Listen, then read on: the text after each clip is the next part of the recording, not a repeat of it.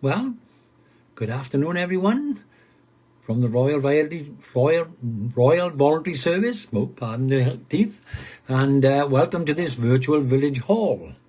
This is a new novel for me, so we shall see how this always go together.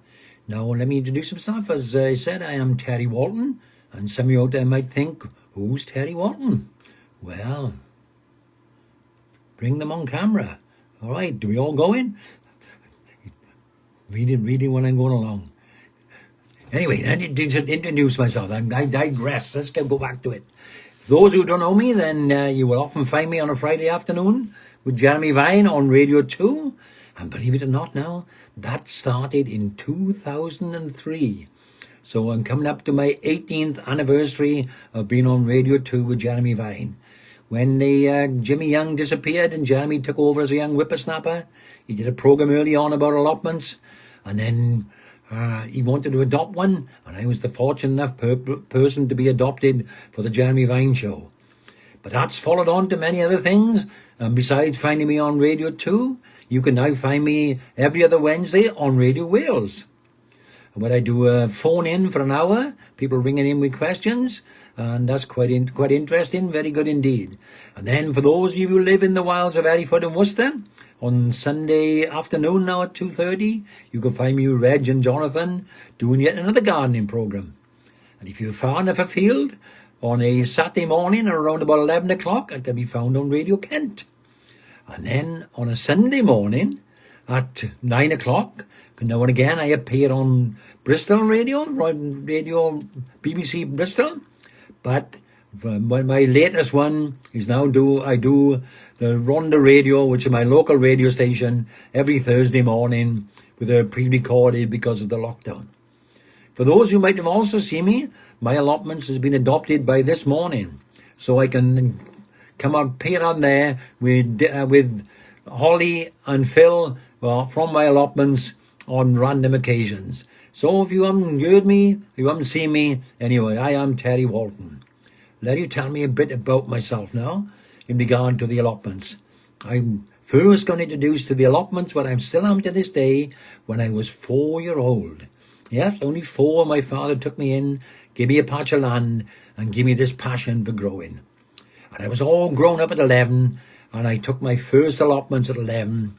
And by the age of 15, believe it or not, I had 10 allotments, which I was growing all the produce, which I then took around the local houses. But becoming allotments, I'm not allowed to actually sell it.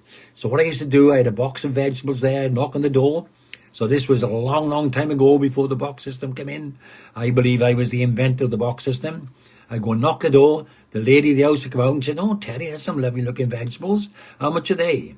I said, the vegetables are free, my dear, but the box is 2 and 6. So that got me around being able to sell them. And that then started me off. But when I started growing my own at the age of 11, with the first plot, I was totally organic. Because in the valley those days, we were surrounded by bracken.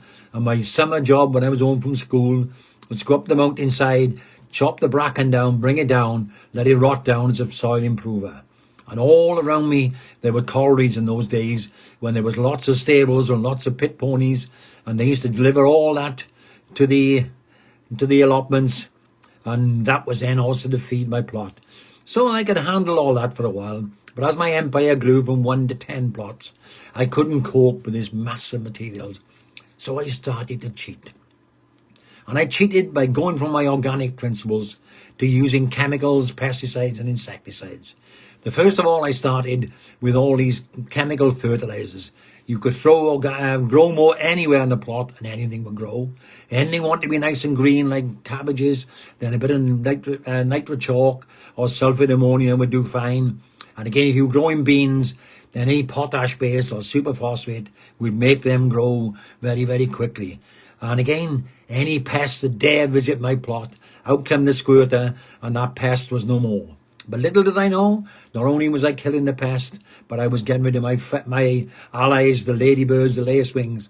And after about 4 years of this, I saw the light and I went back to my organic principles, started reducing the number of plots I had, but by now I got married, I had a couple of children, and that again made me see the light. I thought, there's no way I'm feeding my young children on anything which is chemically based. And when I gave up actually using all these chemicals, the first year I tried to grow anything, nothing would grow any success at all. I had wiped out all the goodness in the soil. All the microorganisms are gone. Every year all these fertilizers would wash out into local rivers and everything else, doing no good at all. And therefore there was no nutrients left whatsoever. So I landed up then for 2 years, almost in despair, failing to grow. But I stuck with my principles, carried on using manure, carried on using home compost. The only thing I do actually do is to rake in the ground some bloodfish and bone, which is a natural organic material. And also I use lime on my brassica area, which is also a natural material. And nothing is actually attacked with any pesticides or insecticide. So I saw the light, and that brought me back to my principles. But one of the problems of being organic is vigilance is the key. Every day when I arrive at my allotments, I walk around the plot before I do any work whatsoever. I just walk around, check everything, and you can soon see that something is ailing. Because anything's been attacked by disease or pest, that plant will begin to show that suffering. So you turn over a leaf, you find the green fly. You look at the bottom, you've got a bit of rust. And all these things are quite evident. But you need to nip them in the bud. And that's what vigilance is all about. And that's what I have to do on a daily basis. Walk around and put everything back on an even keel. So, but one of the things that becomes more and more difficult is when I'm growing all these produce. Everything on the wing, and I mean anything that flies, is somewhat difficult to control. So I've resorted now to protection barriers. And over the top of my carrots, after I planted my carrots immediately, I put a frame over the top and I cover them completely in Enviromesh, which is actually attached to the ground, and no carrot fly on this planet can get into there. There was this theory many years ago, and I tried it for 1 year, that the carrot root fly could not fly higher than 17 inches. Pity someone hadn't told the carrot root fly, because I put this barrier around 24 inches high, and the carrot root fly still managed to find my carrots and ruin my whole crop. So that I got away from that. The other thing which attacks badly things are butterflies and the cabbage root fly.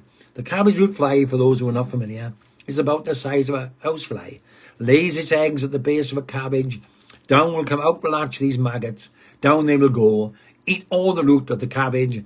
Cabbage is growing quite happily. Next minute it turns red and yellow and keels over, and that is no good anymore.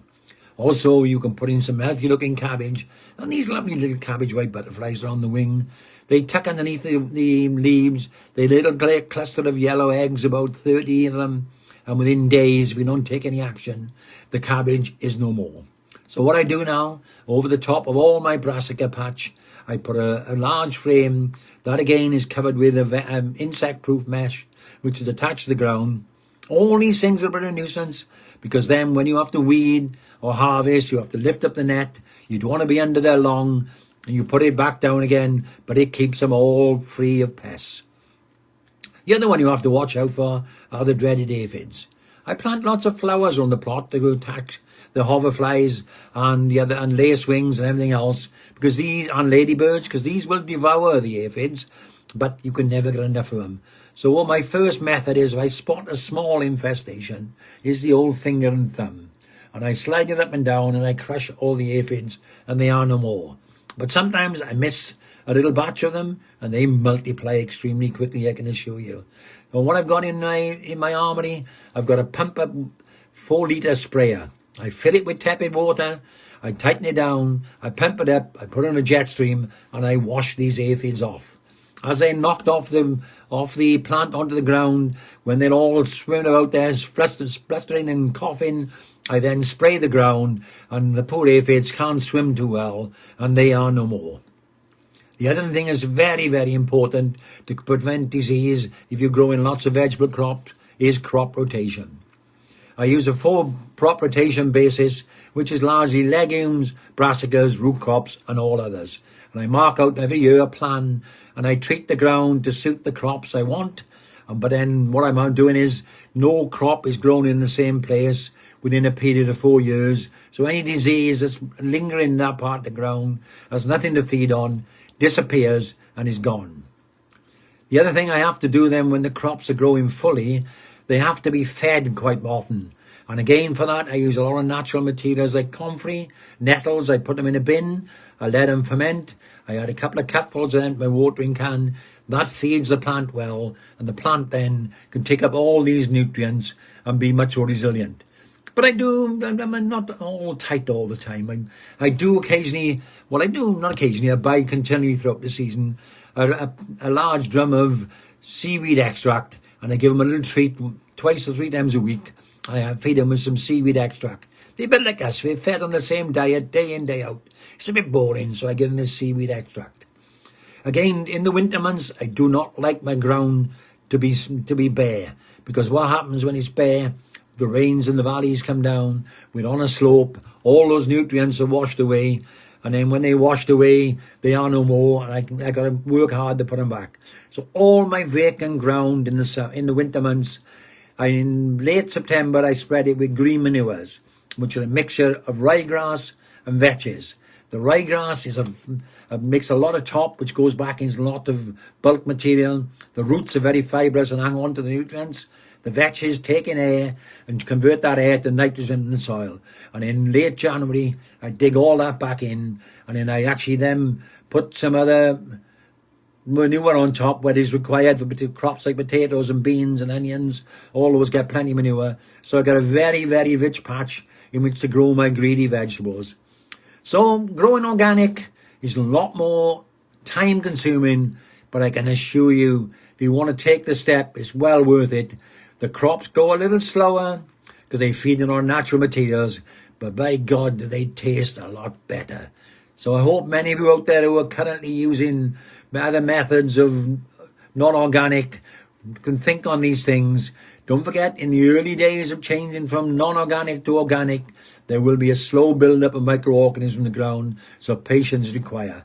But they are much better for the environment, much better for you, much better for your family, and that is the whole essence of being organic. So that is the trials and tribulations of an organic gardener.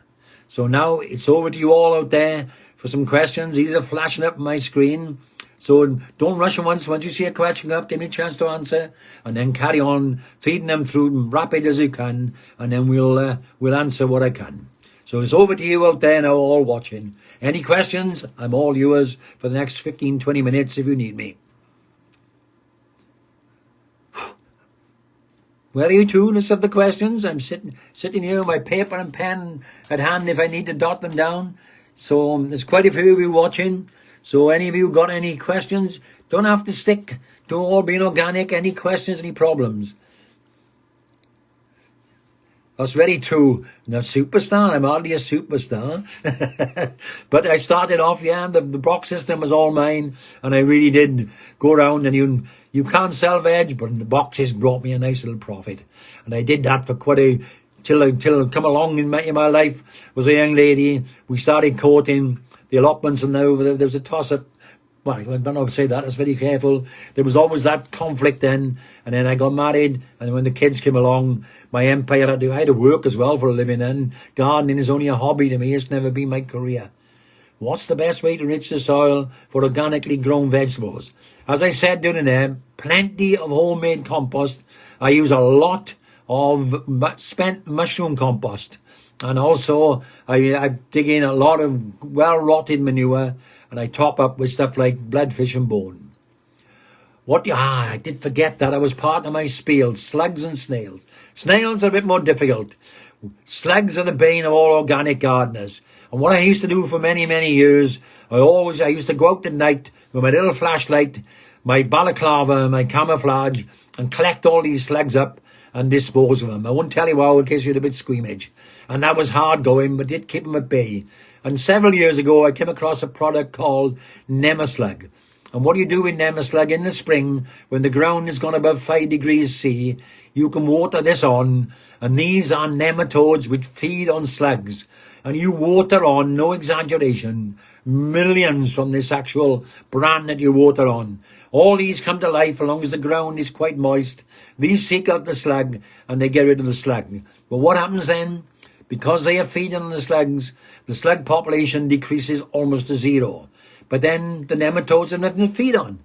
So the cycle of life goes on, the nematodes then wipe out, the few slugs that survive, recover, and they breed like crazy and they come back. So you have to keep playing Nemoslug, beginning of the season, mid-season, and then again the following season. It's not a one-off cure. It will have a cure. You have to keep going and keep going. I did mend them. I'm glad you, Deborah and Amanda, I'm glad you actually brought that up because I did forget to mention that. So I'm ready now for the next question. Not organic. I managed to grow some herbs during the summer. I wonder if there's anything. How do I get into see more on here? Oops, I knew that would happen. Right. I don't know. How do I open? I'm off all this technology. I'm trying to get this one to open out. Rebecca, sorry, I can't read the rest of your question. And I wonder if it's anything you can grow now, presumably. If you're going to grow herbs in the winter, first of all, what I do, one of the best, easiest ways to do, is to lift some roots of some mint now, put them in a pot, put them on your kitchen window, and they will shoot and give you some fresh mint all winter long. The other thing, it's very, very easy to grow, basically indoors rather than outdoors, and not necessarily in a greenhouse because it costs you heat, is some basil. Basil grown in the windowsill is great, as is thyme. They're the three I would always recommend for going to the windowsill. They're some of the most common used herbs, and they will grow quite happily all winter long. Sowing a few seeds every now and again, or picking up a small pot from your local garden centre and putting it into a bigger pot.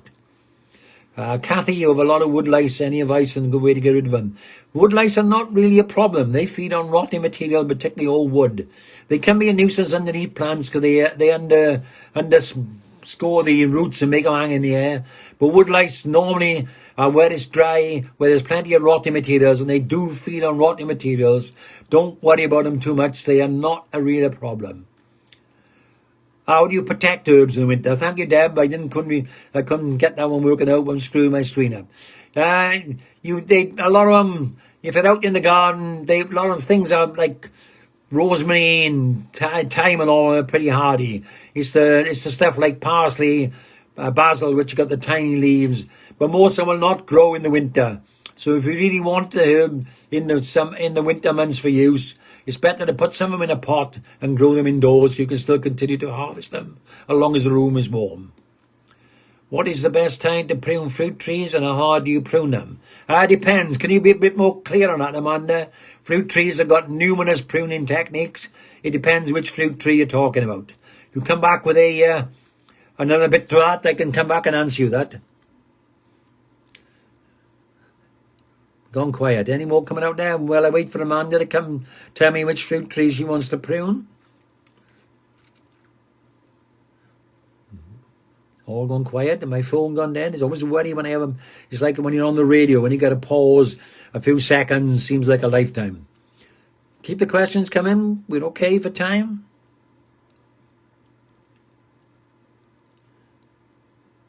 Are we all okay at that? Give us some sign.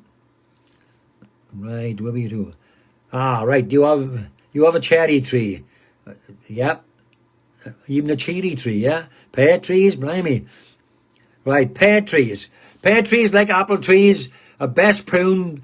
They're best pruned during the summer months when they're still in full flight. And always just don't prune them too hard. You don't want to take out the flowering shoots. What you do is look for an outward facing flowering bud, cut back to that and cut off all the straggly stuff. Leave as much fruit in buds on as you can. They are usually best done when they are still in leaf. And if they already drop in the leaves now, leave them till the spring, wait till they come out and cut then. I would not cut them when they're in dormant situation. Will Orlando survive in an East Midlands winter outside? Who can tell these days? I'm a great believer gardening is getting badly affected by climate change. And there's a lot more surviving outside these days than ever did before because we're not getting the real severe frost. The best thing to do is actually take some cuttings and put them indoors just in case your outdoor Orlando goes. And then you've got some backup next spring. But it should survive. what you do with the little figs on our fig tree, they're not ready now. If you cut a fig off a fig tree, it will not ripen. So leave them, hope they'll swell out, but it's getting rather late for figs now. If you cut them off, they will go nowhere. I got roses, I have no idea they have grown so quick. What? Suzanne, can you come back a bit? And I got roses, I have no idea they have grown so quick. You just want to cut them back, presumably. Again, with them rose, it's always best to cut them back hard, right, almost to a foot or so of the ground, long as there's green shoots there with buds on them. That's the main thing you need to do. Any more coming along line? Everybody's saving himself up. All these thank yous, no problem. I hope this has been of help to you. These questions, I said, they don't have to be organic. That was just the nature of my talk. And when I'm a great convertee of people, but I don't force the issue. People want to grow using chemicals. That's your choice. My choice is to be organic. Do you cut them back? Yes. Cut them back now is 3/4 the way back. And in the spring, cut them back to about a foot or so above the ground. Make sure they are green shoots, not dead shoots. Any dead wood, cut out completely. And then cut them back and leave some runners facing outwards. Right on, I grew some runner beans for the first time this year in pots. Had lots of flower, but they kept falling off. Watered well. The problem with flowers is if they're falling off, you're not getting much pollination. What I do with them, I actually spray them some sugar water when they're in full flower, and that does attract the bees. Suzanne, here, they're still flowering. Don't touch them if they're still flowering. Wait until they die back a bit, then cut them back 3/4, cut them back harder in the spring. Should we just add in something to our pots? No, if you don't need to add to the pot, if you don't want to, as long as you are feeding 3 to 4 times a week, bear in mind that compost is only a place to anchor the root. It's what you feed them in and makes the plants in the pot grow. What grows in the areas in the shade and gets no sun? Emma, very little, I'm afraid. Sun and shade and vegetables is a poor combination. All vegetables like the sun on their back. The only thing you can grow in some semi-shade is some of these shorter plants like salad crops and beetroot who don't need a lot of sun to make them go. But most things needs to be in the sun. So you get an area with the sun and forget the shade. It's hard going. Paula. I use the no dig method. I don't, because as I pointed out in my talk earlier on, I grow lots of green manure which has to be dug back in after it's grown. So I would not be able to use the no dig method. You would just using compost on the top and the feed and the manure, but I use green manure to stop all those nutrients washing away. So therefore these have to be dug in.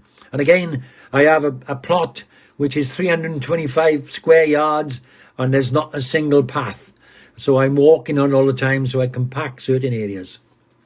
But Paul, if it's working for you, I have nothing against it. And I'm a great... Charles Dowding's a great advocate and comes up with some good results. If it's giving you good results, stick with what you enjoy. Any more questions?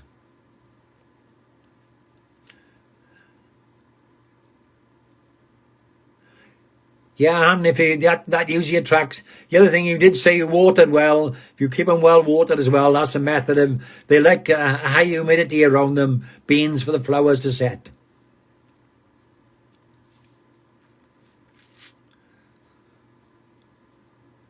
Everybody write that down? I'm sitting here. Any more questions coming through?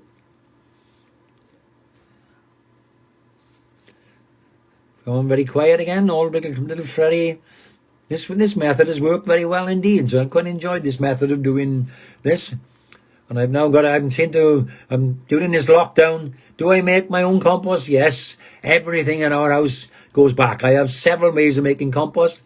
I have my big compost bins, which are 6 foot square, and that's the green waste coming off the plot, mixed with cardboard. I have 3 worminies, and I have a couple of bokashis. So yes, I'm a great advocate of making your own compost. Could sugar water? Well, it depends if you want them to pollinate. The only reason I use sugar water on beans, I want the bees to pollinate them. I'm not worried about flowers of any description because you don't need the crop that comes from the flower setting. What's the easiest vegetable to grow for a beginner? I'll use my stock answer. If you want to dip your toe in the water, the easiest thing on this planet to grow is the amber radish. plant in a pot or in the ground. In 3 to 4 days, up come the leaf, and in 5 weeks, you're eating the radish. Follow on with lettuce, beetroot, and all those simple things. Then you move on to the more, well, not difficult vegetables, but things that require patience, because most vegetables take anything from 12 weeks onwards to be actually from sow to harvest. How is my allotment at the moment, Paula? It's beginning to look a bit, well, it's not bare because it's full of green manure. It's very, very green, but don't forget, I have about a quarter of it full of winter vegetables such as parsnips, kale, savoys, leeks, swede. So it's quite a lot, and there's quite a lot of stuff still in there. And I eat off the plot the whole year round, and this is supplemented by all my summer crops, which I put in, which goes into the freezer. And so the allotment at the moment is looking very, very green with all these nicely green shoots, but there's still plenty of vegetables to be harvested at this moment in time.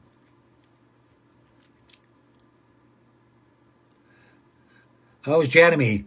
Well, he's okay. He was okay a week last Friday. I'm not quite sure whether I'm back on tomorrow. I don't know until Friday morning at 9 o'clock. Depends on what the news of the day is. Coronavirus seems to be taking over the whole of the news these days.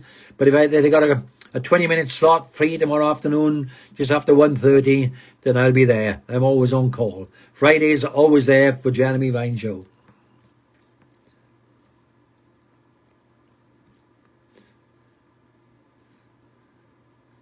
And we're still ticking through, and we still got quite a few people watching, a few more people. Any more questions? Another 5 or 6 minutes. And I need my cup of coffee then. Great thing, this technology. We can all keep in touch, can't we? We can all still ask each other questions. The hardest thing I find, anybody on there on Zoom, I find once you get more than 3 or 4 people on Zoom, it becomes really, really difficult. But on this system, again, can I plead to you at the Royal Voluntary Society, keep your technology the same. I keep having to learn new things, but I've now cracked this one again. So if we do it again, can we actually keep the same technology? I have a climbing rose with a clematis growing through it. Rose going to be mad. When's the best time to prune it? You can start pruning it out now if it's not flowering. Be careful with the clematis. I don't know what type you got, because some require cutting right back to the base. Some just need trimming the old dead wood off.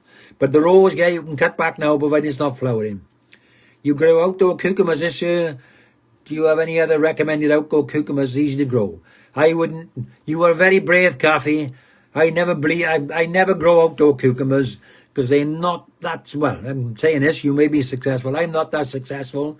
They tend to be ridge cucumbers, which are the normally picky ones on the outside. Cucumbers such as Baby and Passandra are grown in the corners of my greenhouse. Give me about 40 cucumbers per plant, and I'm got another one to harvest this week, and then they finished. But outdoor cucumbers, they will grow these knobbly ones, but I'm not familiar with any outdoor varieties because I don't tend to grow them outdoors because I have a greenhouse. If you've got a greenhouse, there's not really advantage growing outdoors. But if you haven't done, carry on trying. Oh, Leilande. Chopped on the garden, so I want to grow a Russian vine over it. Am I mad? You must have been, sorry Helen, you must have been bad in the first place to all of Leilande.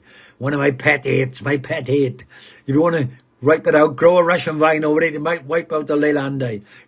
The Russian vine is more satisfactory in my eye than a wall of Leilande.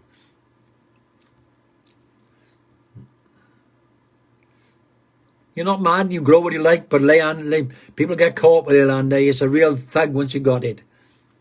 Good, Kathy. Get a greenhouse next year.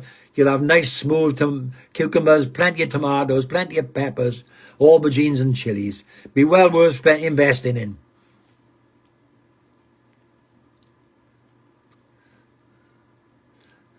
Hope I didn't offend you, Ellen.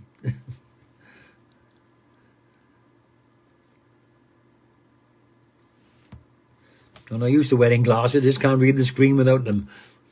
Hence the pushing back. I'm like Ronnie Corbett, sitting in my black chair with my glasses keep my back. But I don't tell him any jokes.